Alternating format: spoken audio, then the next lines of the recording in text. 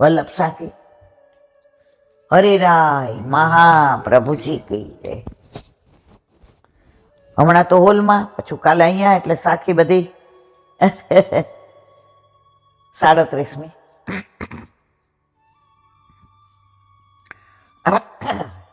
ચતુર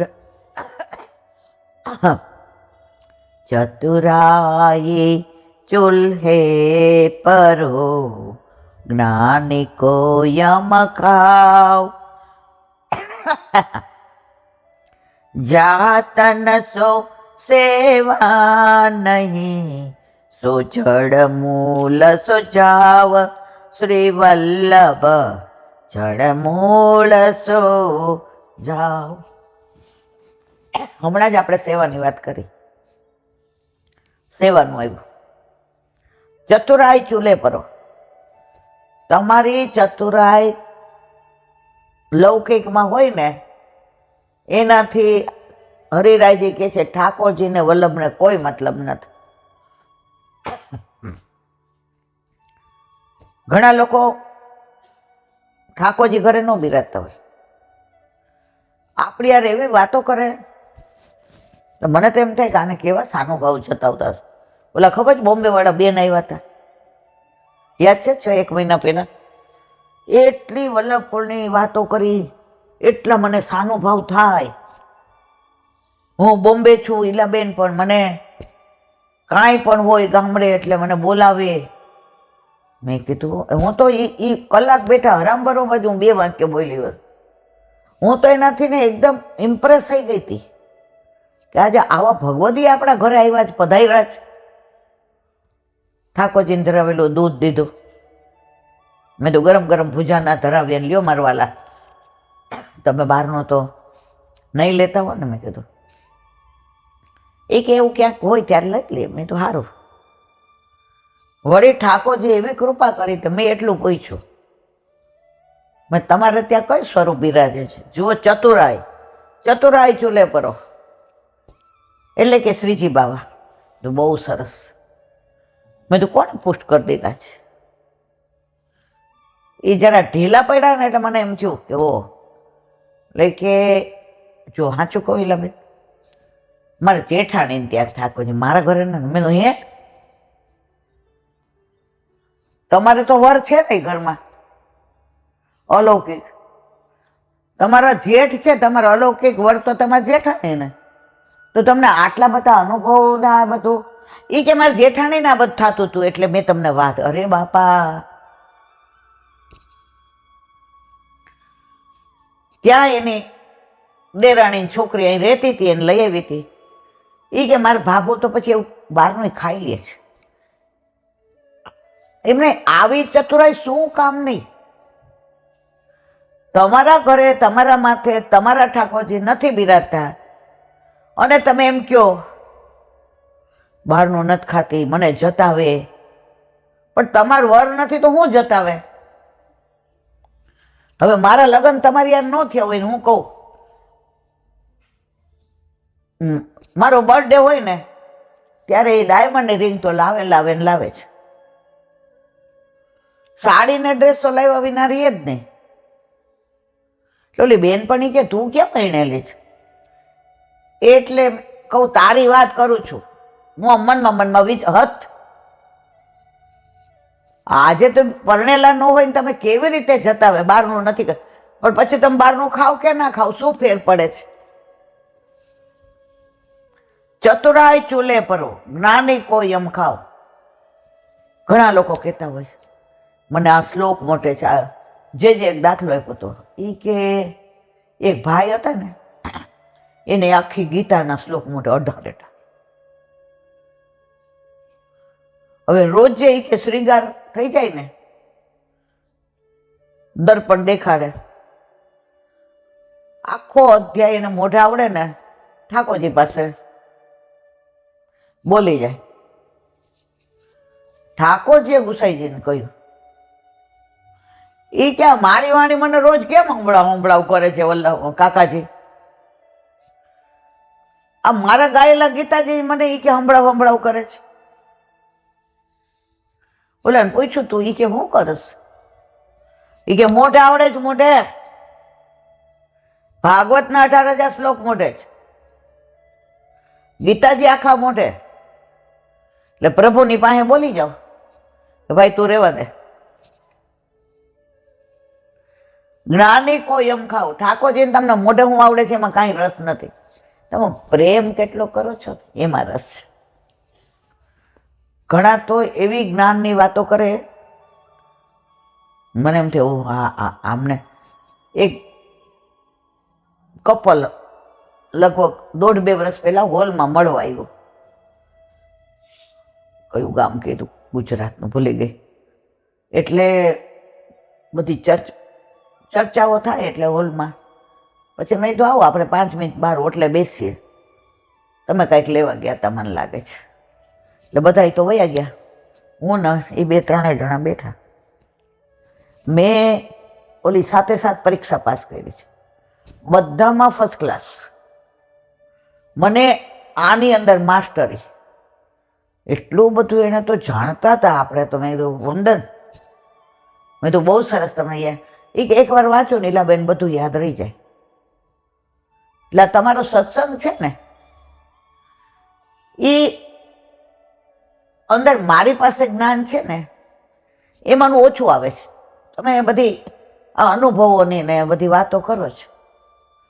મેં તો હા મને તો કે ના અમને આનંદ એટલે આવે છે અમને બધાને, અમારા મંડળને, કે તમે અમારી યાર વાતો કરતા હોય ને એવું લાગે છે. મેં તો હાલો હવે મારા મિસ્ટર આવશે હમણાં. હા તમે બગીચામાં ઓલા તમારા ભાઈબંધ ભેગા ગયા હતા એટલે મેં તો હવે આપણે મેં તમારા માથે કર સ્વરૂપ બિરાજ મારવાલા. એ કે ના એ નહીં, મેં તમારી પરીક્ષામાં ધૂળ પડી મોઢે જ. મેં તમારે ભણીને આમાં શું PhD થવું છે? તમારા ઘરે તમારા માથે તમારા ઠાકોરજી ના બિરાજતા હોય તો તમે ગમે એટલી પરીક્ષા દો, ગમે એટલા ઉપનિષદ ભણો, તમે જ્ઞાન એકઠું કરો છો ને તો કે જ્ઞાન વિના છે કઈ? તમે કરો મારી આ ડિબેટ, મને તો કાંઈ નથી આવડતું, હું તો હાવ ડોબી જીરો. એટલે મેં તું ઠાકોરજી પુરુષ ન હોય ને, જ્ઞાની કો યમ ખાવ. યમરાજા ના પાડે કે આ જ્ઞાનીનું અમારે કામ નથી. જા તન સો સેવા નહીં, સો જડ મૂલ સો જાઓ. આ તન, આ શરીર, આ ઇન્દ્રિયો જો સેવા ઠાકોરજીની નથી કરતી, સો જડ મૂલ સો જાઓ. સમજી ગયા? કાલે અમે હોલમાં સત્સંગ કરતા હતા તો સુબુદ્ધિનીજીમાં કંઈક આવ્યું. હા, વેણુ નાદ, વેણુ ગીત, વેણુ કુંજન અને વેણુ રવ. એવી રીતે એમ કે પ્રેમ, આસક્તિ, વ્યસન અને તન્મયતા. એટલે મેં કીધું જ્યાં સુધી ઠાકોરજી ઘરમાં ન બિરાજતા હોય તો પ્રેમ થાય કોની હારે? સામે વ્યક્તિ જ નથી, સામે સ્વરૂપ જ નથી. હજી આપણે એટલા નથી પહોંચ્યા કે આપણે નિરાકાર બ્રહ્મને પ્રેમ કરવા માંડીએ. પ્રેમ ક્યારે થાય? એ સ્વરૂપના દર્શન કરો, એ સ્વરૂપને સ્પર્શ કરો, એ સ્વરૂપ હારે વાતો કરો, એ સ્વરૂપને સાક્ષાત માનો તો પ્રેમ થાય. એટલે બધા કે વાત તો સાચી છે. કારણ કે જ્યાં સુધી હવે તમે જ સામે ન હોય અને હું કોલેજમાં એમ કહું મને તો પ્રેમ થઈ ગયો છે, મારી બેનપણી પૂછે કોની હારે? એ નથી ખબર. હાય પણ તારે આટલી બધી વાર્તા કરસ. આપણે ભણતા ને ત્યારે એક પત્ર આવતો, હવે ભણવામાં આવતો કે એક છોકરી દેખાવે ને એમ નહીં સારું. હવે દેખાવે ખરાબ એટલે જે છોકરાઓ આવે એને ના પાડે. હવે એને એવું થાય, હવે એને એમ થાય મારી બેનપણીઓ કેવી ફરવા જાય છે, એને કેવા પ્રેમ પત્રો આવે છે, એને કેવા ગુલાબના ફૂલ આપે છે. હવે એને મનમાં થઈ ગયું આપણા લગ્ન તો થવાના જ નથી. એટલે રોજ એક ઇનલેન્ડ આવતું 2 પૈસા 5 પૈસાનું. એ લખે પોતે, એડ્રેસ એ પોતાનું, અને બીજે દિવસે આવે એટલે એની બેનપણીને બતાવે કે જો મને પ્રેમ થઈ ગયા છે. એટલે કે બતાવ તો, એ કે ના, એ ન બતાવું. હવે 15-20 દિવસ મહિનો થયો, એની બેનપણીએ એની મમ્મીને કીધું આ છોકરી છે કાગળ, કે માસી એની હગાઈ કરી? એ કે ના. એ કે આને કોઈ ઉપર પ્રેમ થઈ ગયો છે? એ કે ના. એ કે તો આટલા બધા કાગળ? એ કે શું વાત કરસ? એ મારું નામ ન દેતા. એટલે આ ગઈ ને ભણવા, એટલે પાછળ એની માએ એનું કાનું જોયું તો આટલા બધા કાગળ. એ ઓળખી ગયા મારી દીકરી જ લખે છે અને અમારું જ એડ્રેસ છે. આવ્યું એટલે પૂછ્યું બેટા કેમ આવું કરસ? માં મને તો કોઈ પ્રેમ કરે એવું છે નહીં, અને મારા મનમાં પ્રેમની એક જ્વાળા હોય ને, એ જ્વાળાને હું મારા પત્રોમાં, મારા લેટરમાં વ્યક્ત કરું છું. તો આપણે તકલીફ આ છે, બ્રહ્મ સંબંધ લીધું પણ પ્રેમની જ્વાળા જ નથી. જાતન સો સેવા નહીં, સો જડ મૂલ સો જાવ. વૃક્ષ કઈ કામનું ન હોય ને, ફળ ફૂલ બંધ થઈ જાય અને ખોખરું થવા માંડે એટલે આપણે શું કહીએ, હવે મૂળ બાદ કાઢી નાખો. તો આ તન સેવાના કામમાં નથી આવતું તો જડ મૂળથી જ કાઢવું પડે ને મારવાલા. બોલો હરિરાય મહાપ્રભુજી કી જય. હરિરાય વાંક મુક્તાવલી.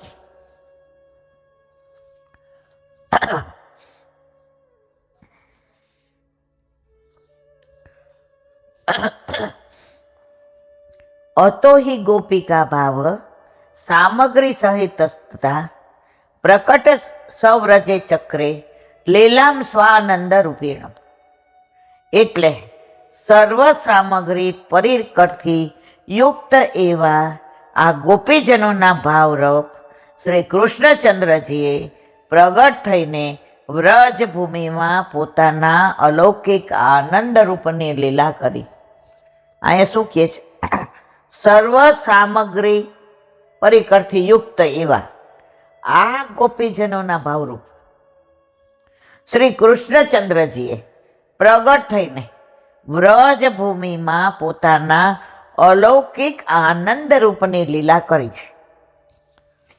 જો વ્રજમાં ઠાકોરજી છે ને આનંદ રૂપ છે, બાકી ભગવાન 6 ગુણ જેનામાં હોય, ઐશ્વર્ય, વીર, યશ, શ્રી, જ્ઞાન અને વૈરાગ્ય. હવે એ તો મથુરાથી પધાર્યા ત્યારે યમુનાજીને પધરાવી રહ્યા હતા કે હું ગોકુળમાં જાઉં છું ને ત્યાં આનંદની લીલા કરવા જાઉં છું, અને ગોપિકાઓ બધી સામગ્રીથી યુક્ત છે, એટલે મારે એ નથી કરવાનું. એટલે યમુનાજીમાં યમુનાષ્ટક જ્યારે વલ્લભે રહીશું ઠકરાણી ઘાટે, તો કે અનંત ગુણ ભૂષિતે. કયા અનંત ગુણ? જે ઠાકોરજી યમુનાજીમાં પધરાવ્યા, ઐશ્વર્ય, વીર, યશ, શ્રી, જ્ઞાન અને વૈરાગ્ય. અને પાછા મથુરા પધાર્યા અક્રૂરજી સાથે, અને ઓલા નાવ સ્નાન કરવા ગયા તો એ બધા ગુણ પાછા અંગીકાર કર્યા. એટલે ત્યાં દ્વારકાધીશ થઈ ગયા, મથુરાધીશ થઈ ગયા, ભગવાન થઈ ગયા. ચરણમાં મોજડી પહેરે, માથે મુગર, તે સીવેલા કપડા ને જામા ને બધું. તો અહીંયા કે છે કે બધાથી સામગ્રીથી યુક્ત છે, મુક્ત નથી, યુક્ત એવા ગોપીજનો સાથે પ્રભુએ આનંદ લીલા કરી. ઠાકોરજી માખણ ચોરે એમાં શું આનંદ? પ્રભુએ ચોરીમાં જે આનંદ લીધો અને બીજાને આપ્યો. ઠાકોરજી યમુના કિનારે આવીને વેણું વગાડે એમાંય આનંદ, ગાયો ચરાવે એમાંય આનંદ, ઠાકોરજીની દરેક લીલામાં આનંદ. મથુરાની જેલમાં પધાર્યા તો દેવકી નંદન હતા, અહીંયા નંદ ઘેર આનંદ ભયો. જો આનંદ યુક્ત. કોઈ એવું કે નંદ ઘેર કૃષ્ણ ભયો? કારણ કઈ લીલા કરવા પધાર્યા હતા? આનંદ. એટલે વલ્લભે સ્પષ્ટ આજ્ઞા કરી, સર્વદા સર્વભાવેન ભજનીયો વ્રજાદીપ. જે આનંદ લીલા કરી છે ને એને ભજવાનું. ભજ એટલે સેવા ધાતુ. જો પૂતનાને મારી એનો કોઈ મનોરથ કરે, હાલો આજે મંદિરમાં પૂતના વધનો મનોરથ, હાલો તૃણાવત વધનો મનોરથ, બધા આનંદના મનોરથ કરે મારવાલા. તો પ્રભુએ વ્રજમાં આનંદયુક્ત લીલા કરી. બોલો હરિરાય મહાપ્રભુજી કી. સુબોધીની છે. શ્રી વલ્લભાધીશ. સુબોધીનીજીનું પાન વલ્લભ કરાવે તો થાય, આને સ્પર્શ કરવો આપણા બસની વાત નથી. જિજ્ઞાસિતમધિતમ ચ બ્રહ્મ યત સનાતનમ તથાપિ શોચ સ્યાત નમ કૃતાર્થ ઇવ પ્રભુ. અર્થ, હે સમર્થ વ્યાસજી, આપ વિચારવંત છો. કોણ કે છે? નારદજી વ્યાસજીને.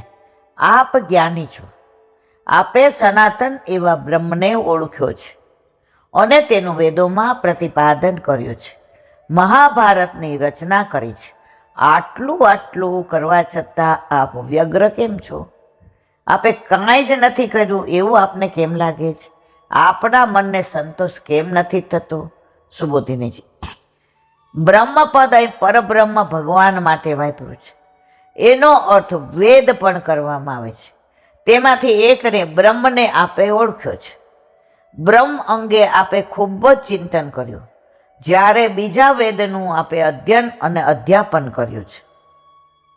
તે મૂળ શ્લોકમાં ચ પદથી કહેવામાં આવ્યું છે. તમે ધર્મનું પણ અધ્યયન અને અધ્યાપન કર્યું છે.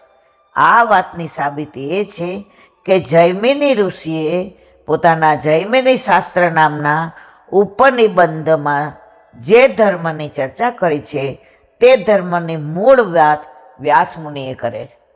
વેદના 4 ભાગ કર્યા, અજુર્વેદ, ઋગ્વેદ, સામવેદ, અને એ 4 ઋષિને પધરાવી દીધા. તો તમે અહીંયા બધાનું અધ્યયન ને અધ્યાપન કર્યું છે એની સાબિતી ક્યાં આવી? તો જૈમિની ઋષિએ આપે જે વેદના ભાગ કરી એને આપ્યા, એનો ઉપનિબંધની ચર્ચા કરી છે અને એમાં ધર્મની મૂળ વાત આપે કરી છે. અથવા એમ પણ કહી શકાય કે આપે પહેલા બ્રહ્મ અંગે ચિંતન કર્યું છે અને ત્યાર પછી વેદનું અધ્યયન કર્યું છે. મૂળ શ્લોકમાં યત યત પદ વાપર્યું છે. એનો અર્થ એમ થાય છે કે જગ પ્રસિદ્ધ બ્રહ્મને તમે સારી રીતે ઓળખ્યો છે. આ બ્રહ્મ સનાતનમ સનાતન હંમેશા આ યુગમાં, ગયા યુગમાં અને આવતા યુગમાં એક સરખો અધિકારી રહે છે તેમ કહ્યું છે. બ્રહ્મ પદથી બ્રહ્મ મહાન, અવિકૃત અને વ્યાપક છે એમ કહ્યું છે. આ બ્રહ્મ વિશેની વ્યાખ્યા બધી સમજાવે છે. કેટલા બધા તમે જ્ઞાની છો, તમે કેટલું ઊંડું ચિંતન કર્યું છે, કેટલું અધ્યયન કર્યું છે, તમે આમાં કેટલા ઊંડા ઉતરા છો વેદમાં, છતાંય તમારું મન કેમ વ્યગ્ર છે? જુઓ, આટલા જ્ઞાની હોવા છતાં, બ્રહ્મનું આટલું ચિંતન કર્યું હોવા છતાં, વેદનો આટલો અભ્યાસ કરેલો હોવા છતાં તમારું મન અશાંત કેમ રહે છે? સામાન્ય રીતે આપણા જેવા જીવનું આટલા અભ્યાસનું, આટલા ચિંતનનું ફળ તો પરમ શાંતિ હોવી જોઈએ કે મેં ઘણું બધું લખ્યું, ઘણું બધું કીધું, વેદ હોય કે ઉપનિષદ હોય બધામાં મેં ચિંતન કરી અને વર્ણન કર્યું, તો તમને તો પૂર્ણ શાંતિ મળવી જોઈએ. છતાંય વ્યગ્ર કેમ છો? એની પાસે એની વ્યથા કઢાવી છે નારદજીએ કે તમે પ્રભુને ક્યાંય મુખ્ય નથી રાખ્યા, પ્રભુને ગૌણ ગણ્યા છે. આ વ્યથા એની જ. આપણા ઘરમાં ઠાકોરજી ન બિરાજતા હોય એટલે કરતા કોણ બને? આપણે. હમણાં કંઈક વાત થઈ એટલે મેં તો ભાઈ આ ઘર નાનું પડે છે, હવે કંઈક કરવું પડશે. એ કે મને છે ને કે ઠાકોરજીને કે ને જે કેવું હોય. મારે તો હું એનો ચિઠ્ઠીને ચાકર છું. એ ચિઠ્ઠી લખી દે કે આકાશભાઈ આવું કરવાનું તો હું કરું, અને તારી લાગવા ગાલે એટલે મેં કીધું આપણે ક્યાં માગવાનું હોય. એ કે હું માગવાનું નથી કહેતો, પણ તારે કાંઈ કહેવું હોય ને તો મને ડાયરેક્ટ કાંઈ નહીં કહેવાનું. તારે જે કહેવું હોય વાત ઠાકોરજીને કાનમાં કરવાની. તો કરતા કોણ છે આપણા ઘરમાં? ઠાકોરજી બેન. કોક વાર સારો સોદો થાય, કોક વાર કંઈ સારું ટેન્ડર. હું કહું વાહ ભાઈ વાહ. એ કે આને કે વાહ ભાઈ વાહ. ખૂણામાં એકલા બેઠા બેઠા બધી લીલા કરે છે. એટલે જે કેવું હોય ને તાર ઠાકોરજીને ખીજાવાનું નહીં, અમને ખીજાશે. બાકી બધું કરતે હો તુમ કનૈયા, મેરા નામ હો રહા હૈ, સબ આપકી કૃપા સે મેરા કામ હો. એટલે ઘરમાં બધા જ હવે આરાધ્ય નવું બેટ લઈ આવે એટલે ત્યાં મૂકે. હું કહું ભાઈ આ ભારે, એનાથી ઉચકાય?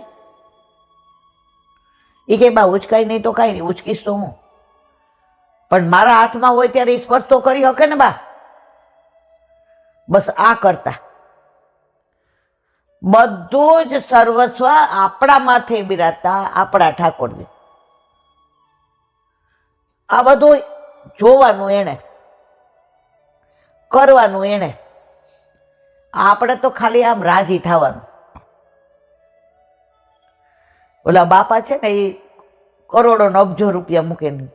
હમણાં આકાશનો બર્થડે હતો ને, આપણે ગયા ને, એનો બંગલો બહુ સરસ હતો, કેટલા બધા રૂમ ને આમ તમે જુઓ તો આમ આપણે રાજી થઈ. એટલે મેં કીધું વાહ બહુ સારો કર્યો. એણે સરસ એક વાક્ય કીધું, ઈલાબેન આ બધું બાપુજી કરીને ગયા છે, અમારી ત્રેવડે નથી આ 50 કરોડનો બંગલો કરવાની. તો આપણા ઘરમાં આ બધું છે, આ બાપા કરે છે, બાપુ આપણી ત્રેવડ છે. તો આ બધી લીલા એની છે, કરતું અકર્તું અન્યથા કરતું.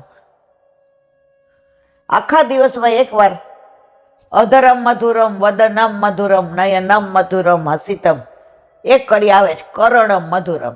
તું જે કરે છે ને એ બધું જ અમને કબૂલ મંજૂર. અને અત્યાર સુધી તે જે કર્યું છે એ બધી લીલા અમારા હિતની જ છે.